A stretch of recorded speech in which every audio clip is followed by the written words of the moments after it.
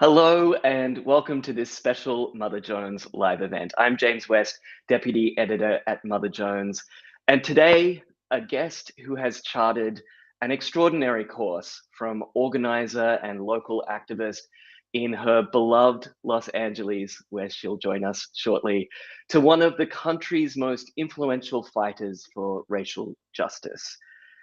Just over 10 years ago last month, 17-year-old Trayvon Martin was shot and killed by George Zimmerman. The following year, when Zimmerman was acquitted, it lit a national fire, a scandal that galvanized Patrisse Cullors, our guest today, into action. It was a simple plea. Black Lives Matter started posting on social media, first as a hashtag before flourishing into the culturally defining movement that it is today. And Patrisse, I'm sure, is the first to admit it hasn't been without some bumps, some scrapes, and some hard lessons along the way. And some of those hard lessons are contained in her brand new book, which I'm thrilled to talk to her about today. It's called 12 Steps to Changing Yourself and the World, an Abolitionist Handbook.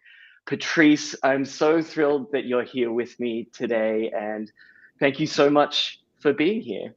Hi, it's really good to be here. Love the Mother Jones team, and thank you all for having me back again for this book.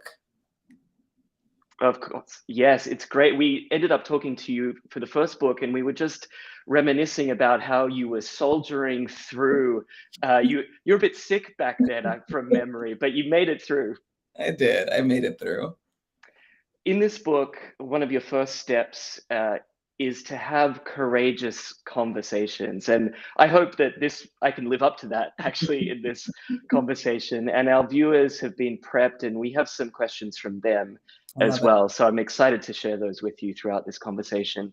This is a different kind of book from last we spoke to you at Mother Jones. That was more of a memoir. This is a bit more of a guidebook Yes. from the front lines of being an activist.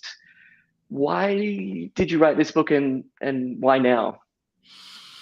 Well, I wrote the book before the pandemic. I started writing it before the pandemic. And uh, I remember recognizing that I wanted to have a different conversation inside of our movements. I felt like there was a lot of infighting, a lot of lack of discipline and principles around how we were dealing with each other. And I'd heard from elders, in our movements, that much of what we were experiencing in the movement, much of what I was experiencing was not new, and that part of what they tried to do and the work that they did as and the organizations they were a part of was try to create guidelines around how we relate to each other. And so first and foremost, I was really writing this book for our movement as an intervention, as a way to have a different kind of conversation about how we treat each other. Obviously, abolition is it's a concept and a theory and a practice that is about ending the use of jails and prisons and police and surveillance and detention centers. But also, abolition is about how we treat each other. It really is a call for a new way of being, a new cultural presence amongst one another. And, from there, really wanted to chart that and offer. It's an offering, one offering. And I really wrote this just quickly. It really came out of a Harvard Law Review article that I had written that I then created into a book. Let's go inside the movement with you, because that is one of the most fascinating parts of this book. Is you give us insights into some of the fractious, sometimes tense relationships within movements. I want to start in 2015, where you met resistance and ended up abandoning a trip to St. Louis a year after Mike Brown was murdered. Can you briefly describe what you write about in the book about that anecdote and what you learned from that experience? Because it was really new in the movement. It was still only a couple of years in at that point. Yeah, there has been a lot of criticism of what it means to be founders of Black Lives Matter. You know, who gets to decide that? Who gets to say who is a founder? What does that mean then around who gets represented, who gets seen? And I think that there was a lot of tension, and there continues to be, because that's normal and healthy. People need to understand that. Tension is going to happen. Humans are going to have conflict.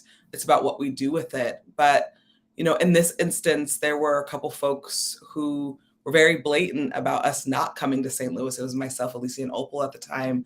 And, you know, said that they were going to harm us physically. And I was pregnant. And so I knew, hey, you know what? This person is really hurt, for whatever reasons.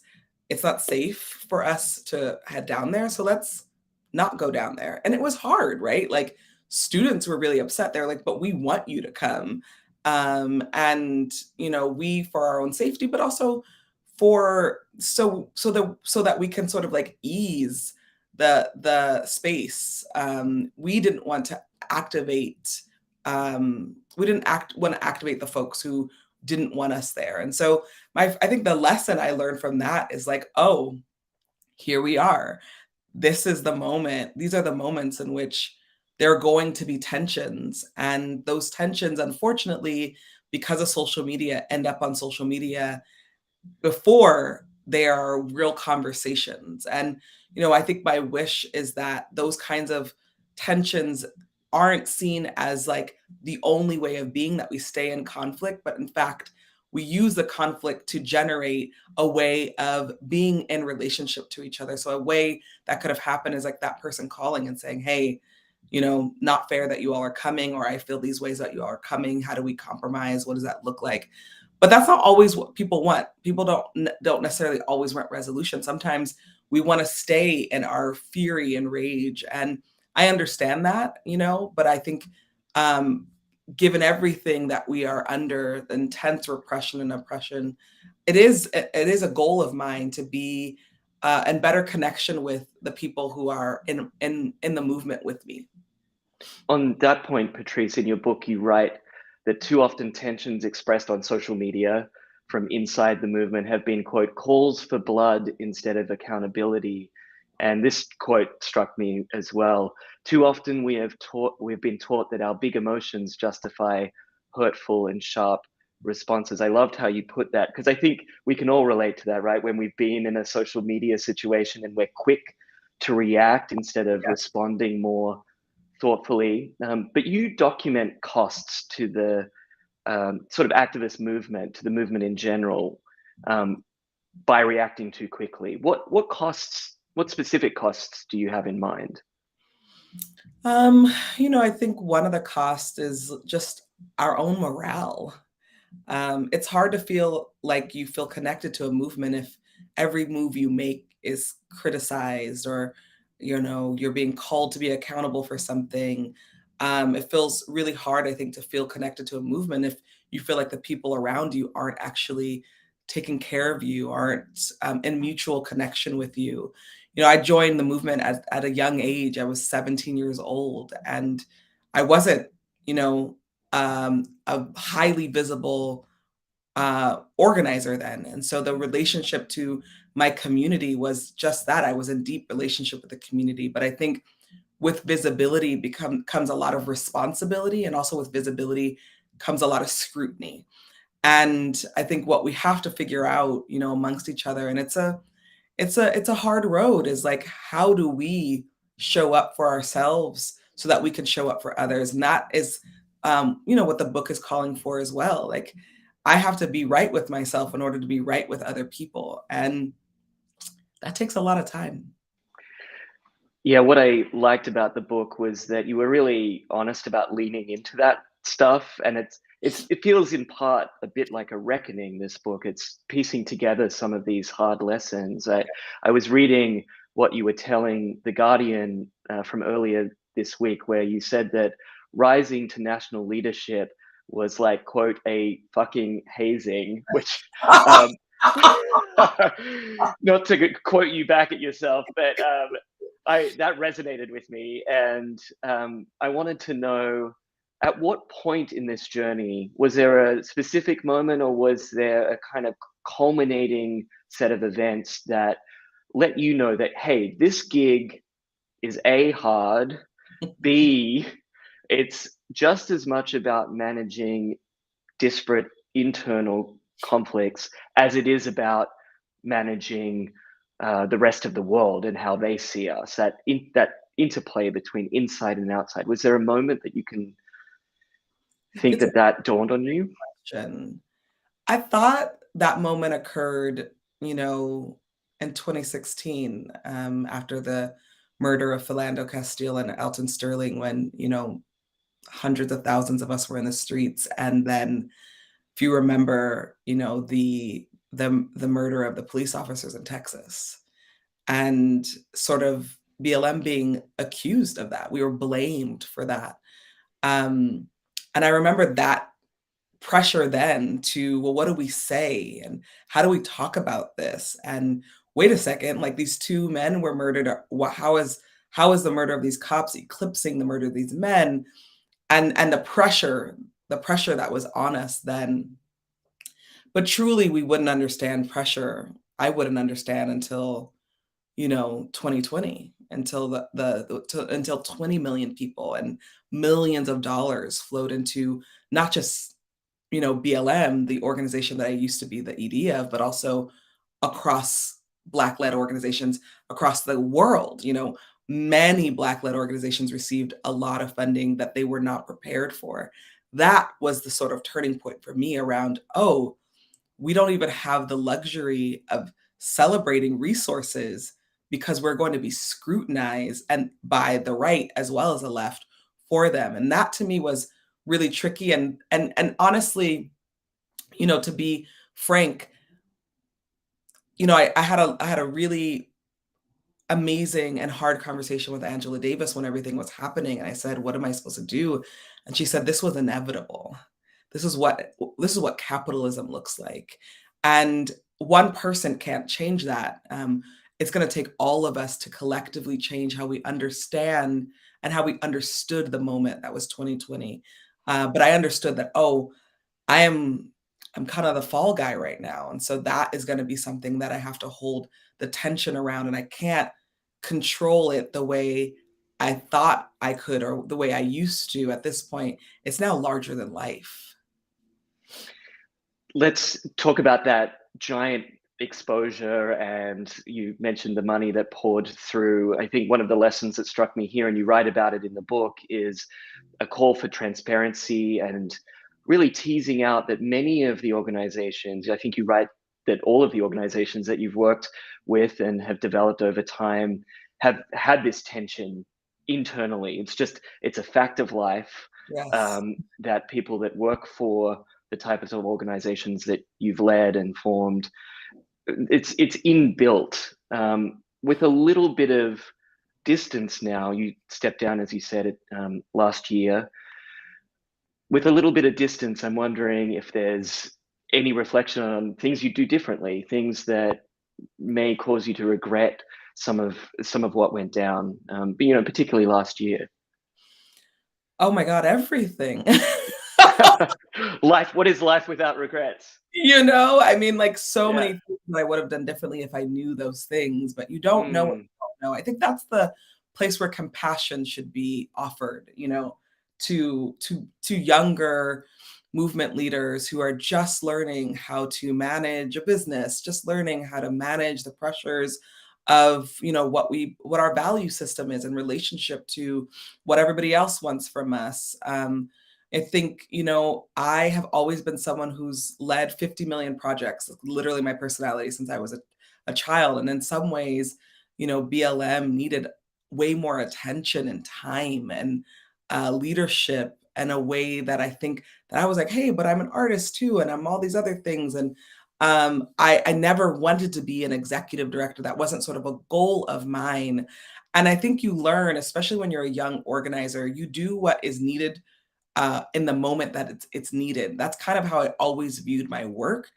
I show up at the call of duty. I show up when it's necessary and when it's important. But what I started to realize that I wasn't showing up for myself, and that was actually impacting how I was showing up in the world. So I think that's really important. That's really important to understand. But I also think that, you know, if I were to go back, these moments and lessons were also so important. I don't know if I would change everything, if I changed everything, I don't know if we would have the kind of movement that we have today.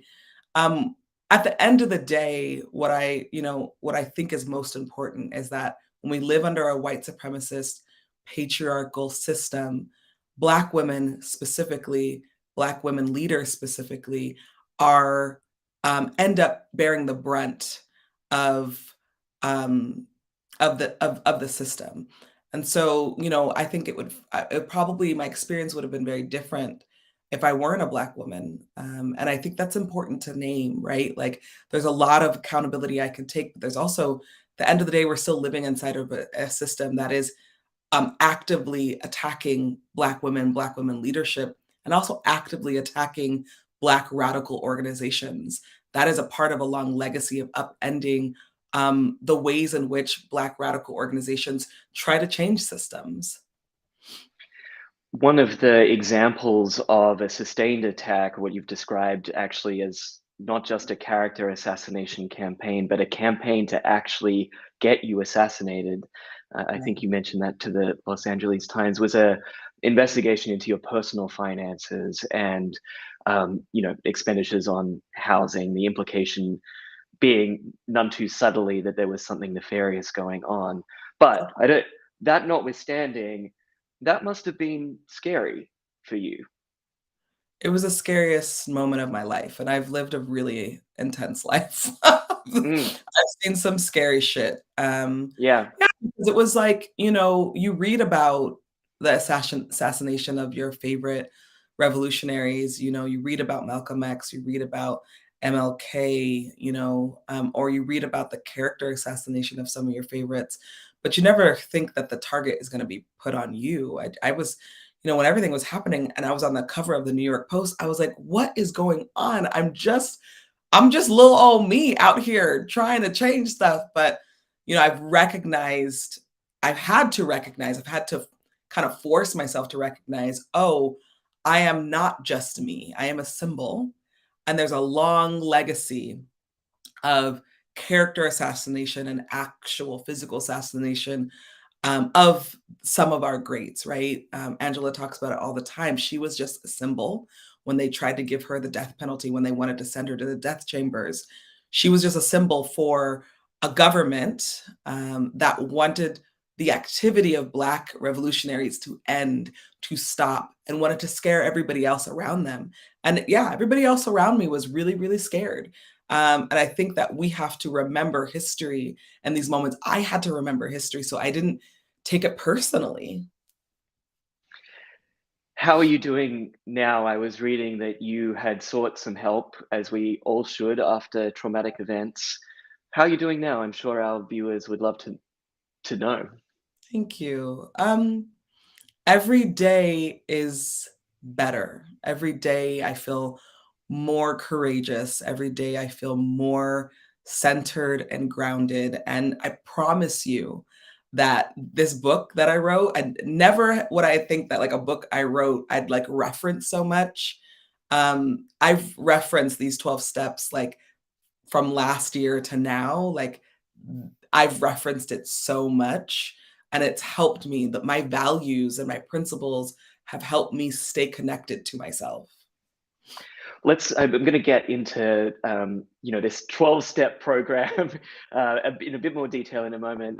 But one final question about this, some of these internal divisions that I found really interesting in the book.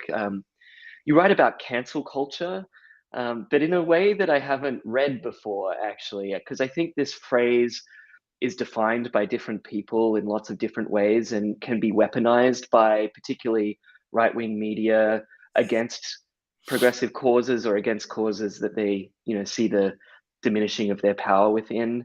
Right. But you write about it differently. You write that cancel culture has produced a dangerous environment for young people. And I'm more interested in forgiveness culture. What's your definition of cancel culture? I would not even use that term anymore because I hate Hmm. right has used it. So I Right. actually that is still the value set, that I had in the book is to still agree, but I would actually turn the word into carceral culture. Mm. We are living in a culture that values punishment as a way to hold people accountable. Punishment is the way in which we relate to each other. Neglect is the way we relate to each other. And we learn it from our governments, right? The highest form of punishment is neglect. When you neglect a people of being able to have access to healthy food, access to green space, access to adequate public education, that is punishment. But we also do it in a way where we gaslight people, right? We heard President Joe Biden a couple days ago say, we don't need to defund the police, we need to fund the police, as if the police, local police, aren't the most funded social service in this country, right? That's gaslighting. That's a form of punishment. And so we have learned that. And it's not just the government that's doing it, it's not just a system that's doing it. We do it too, and we do it to each other. And that has everything to do with carceral culture, right? The idea of punishing someone as the only way they're going to learn their lesson. That is dangerous. It's dangerous for young people, especially when you're trying to be in this work and you're trying to learn a new way and you're trying to show up and do something good. But, it's not one place that I've gone to where young folks are not telling me that the tensions inside of their organizations make it almost impossible for them to do the work that they want to do, at least for the longevity, or how tired they are, how criticized they are by their own peers. We've taught each other that. So, instead of carceral culture, I'm really calling for forgiveness, leaning into forgiveness, not turning the other cheek or not holding people accountable, but leaning into forgiveness as a way in which we relate to each other so that we can have more softness and compassion towards one another. This might be a little bit of a cheeky question, Patrisse, but I feel like we're getting along. So go with me here. Do you feel like in some ways you were cancelled? Just to keep using that word, just Absolutely. Absolutely.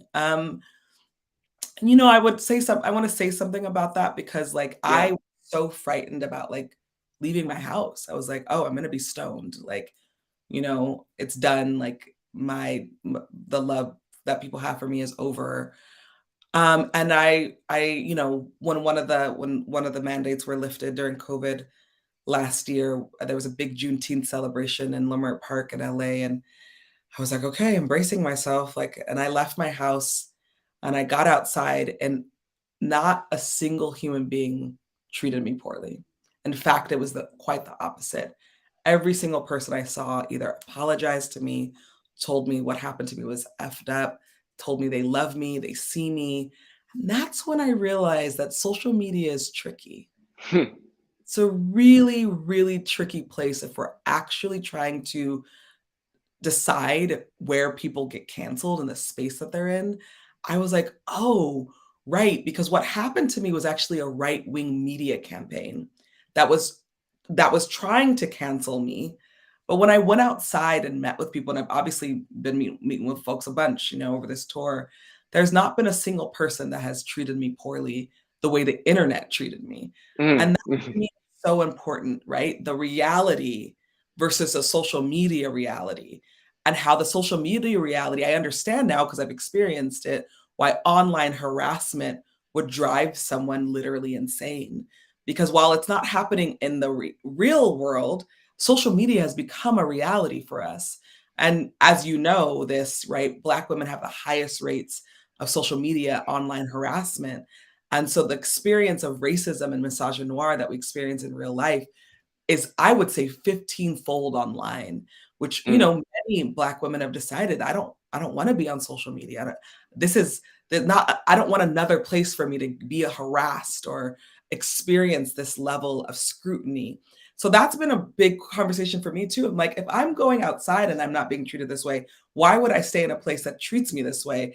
So I've really been trying to come to terms with like, what is my relationship to this online space that is super unregulated?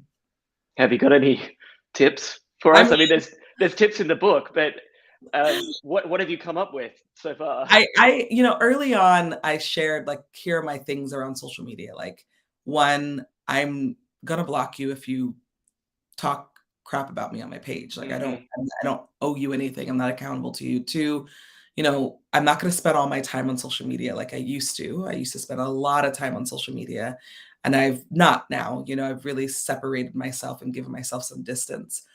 And then I got off Twitter. That was probably the worst space for me. Such a dangerous space. It's where a lot of right-wing media and pundits still live and still exasperate misinformation and disinformation. And so that was really like good for my mental health, like not having to go on 50 million social platforms and see my name be dragged.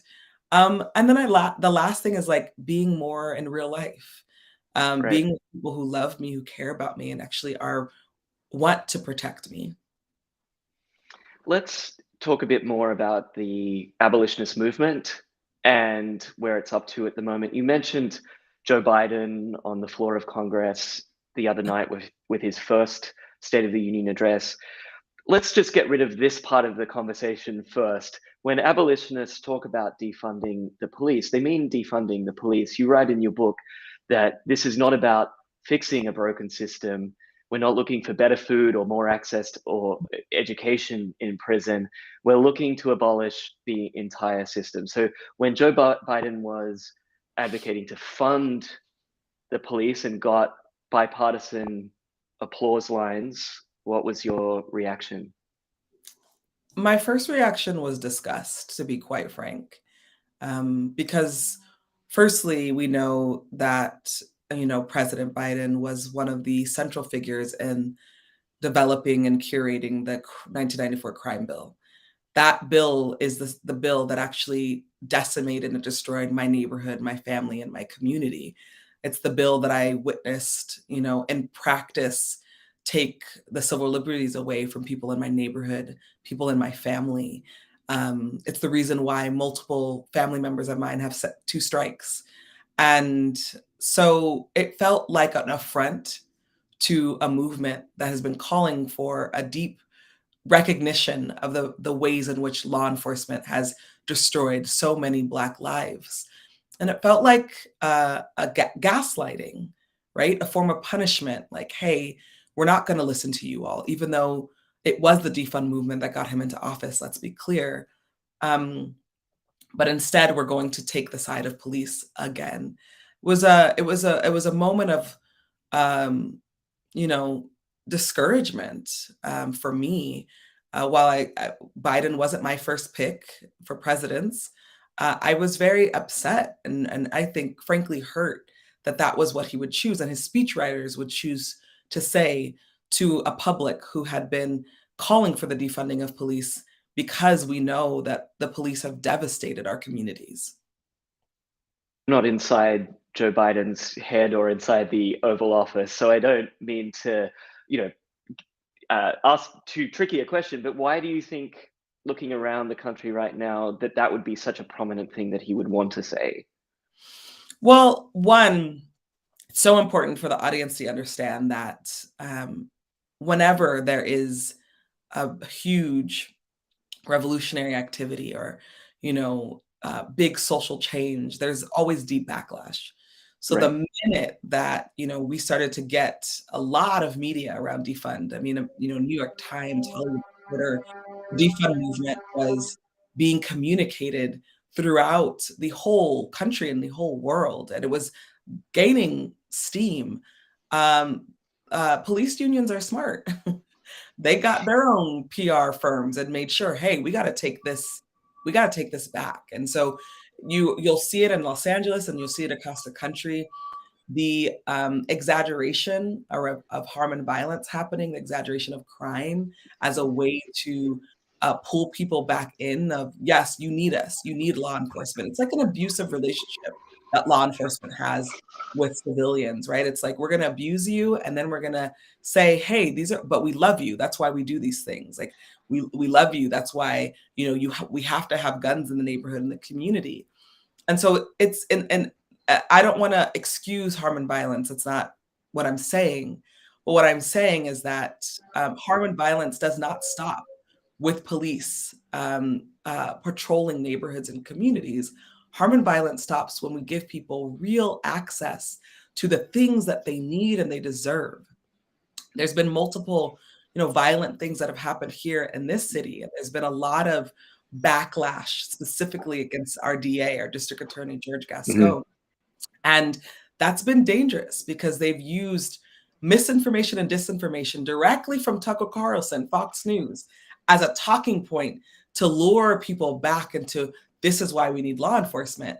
And it's exactly that. It's misinformation and disinformation. And as someone who's been a victim of misinformation and disinformation, we have to also reel that information in and say, wait, where is this talking point coming from? Is this really true? What are the stats? We have to be more mindful, and we have to be more diligent.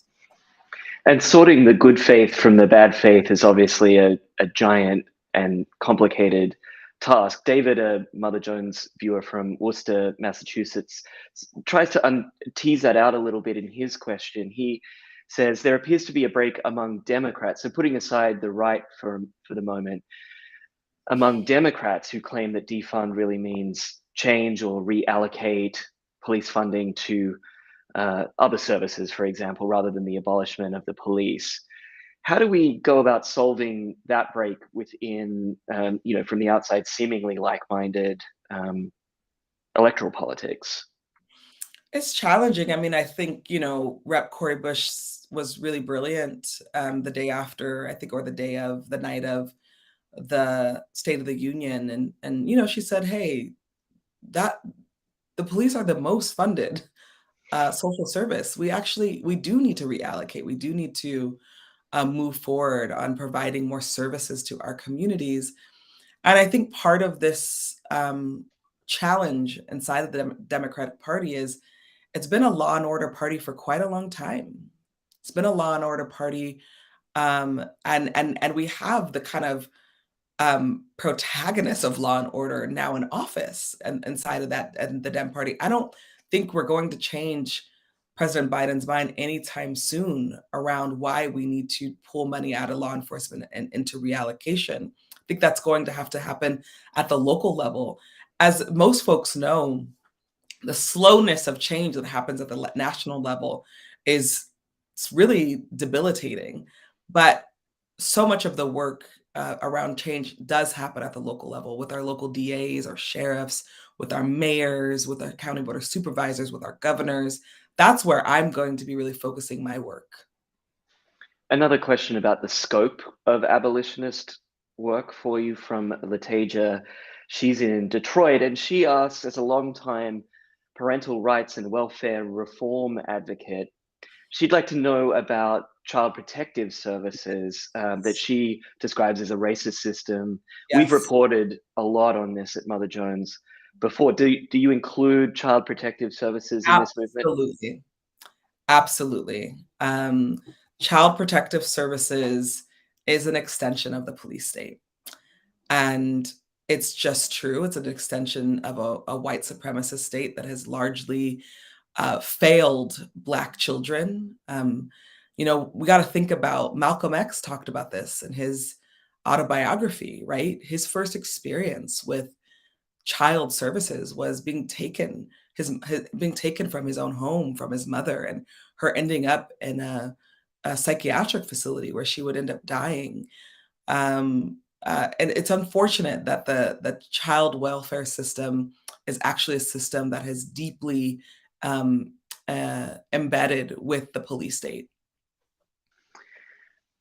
Susan, I'll just keep going through some of these questions because they're really amazing.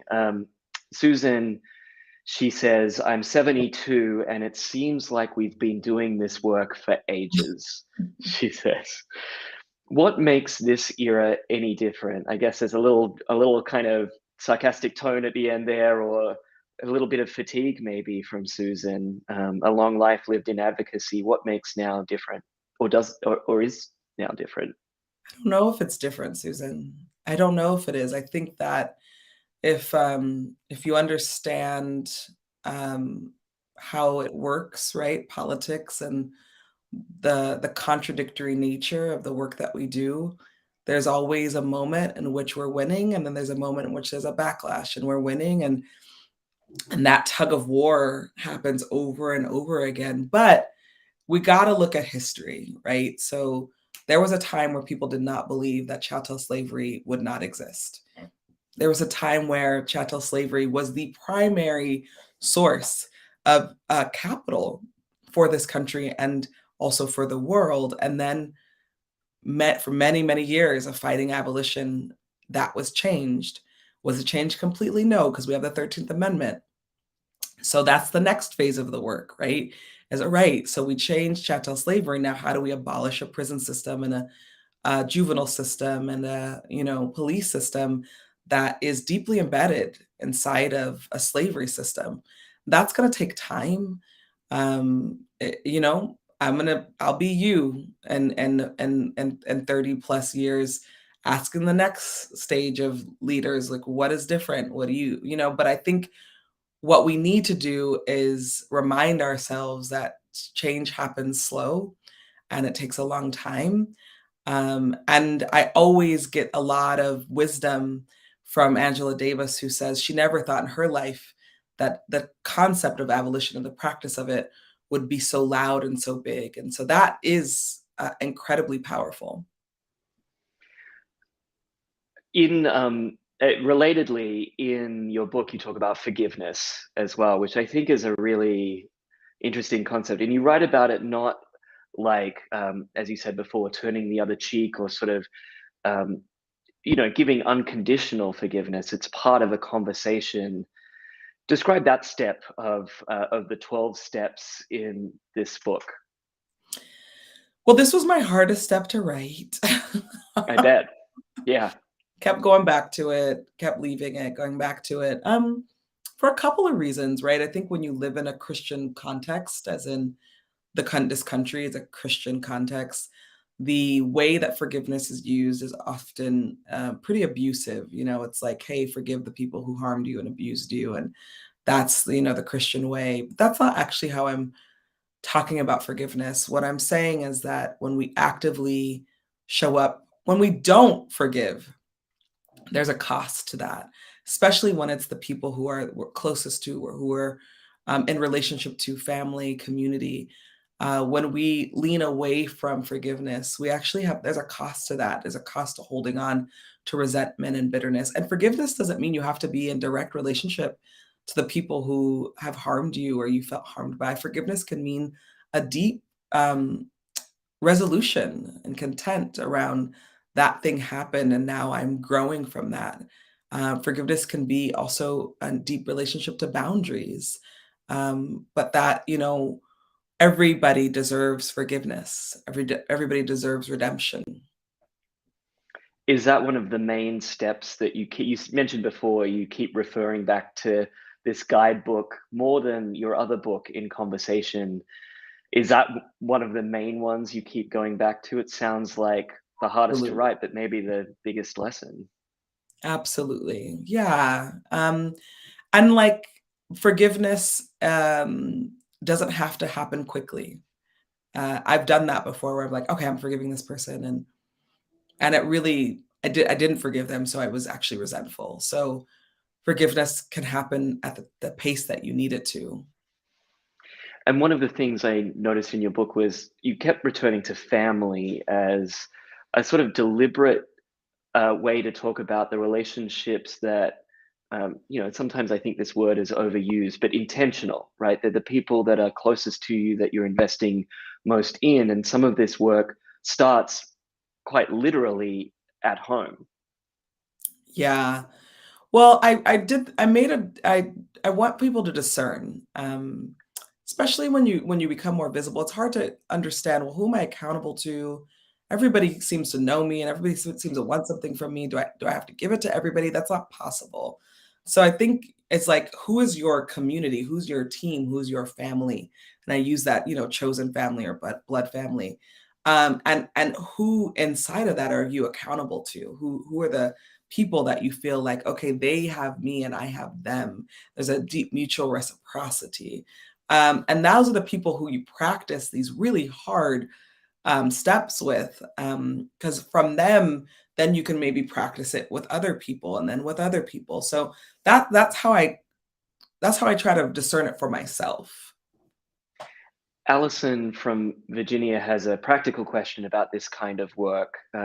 She says, for those of us doing advocacy work as part of other marginalized communities, in her case, disabilities, what are some of the best ways that she can collaborate and ensure that she's reaching members, people of color in her own community, making sure that those bridges are getting built? That's from Allison in Virginia.